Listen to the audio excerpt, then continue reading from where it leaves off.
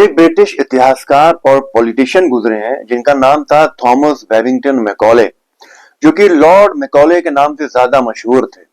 ان کے بارے میں کہا جاتا ہے کہ ایک بار اپنی زندگی میں انہوں نے کہا تھا کہ اگر کسی نیچرل کلیمٹی یعنی قدرتی تباہی کی وجہ سے اگر پیراڈائز لاسٹ اور پلگرمز پروگریس کے سبھی نسخے کتابیں اس زمین سے مٹ جائیں تو جب بھی ریوائول آف لرننگ ہوگا یعنی علم ودیا کا پنہ جاگرن ہوگا تو وہ اپنی یادداشت کے سارے ان دونوں کتابوں کو دوبارہ لکھ دیں گے۔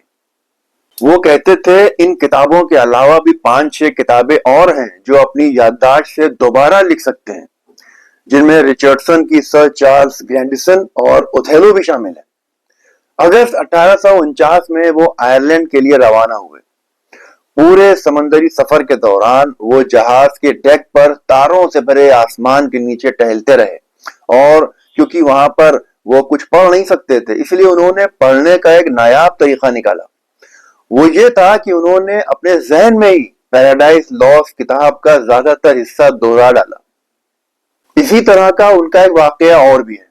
ایک بار انہوں نے ایک نائی سے شیو بنوائی تھی۔ وہ نائی شیو بنانے کے دوران ان کو ایک ہلکی پھلکی تکبندی کے ساتھ ایک پوم سنا رہا تھا۔ پھر جب کئی سالوں کے بعد وہی نائی ان کی شیو ایک بار پھر سے بنانے آیا تو انہوں نے اس کو دیکھتے ہی اس کی وہی پرانی پوئٹری اس کو ویسے ہی سنا دی جیسے اس نے سنائی تھی۔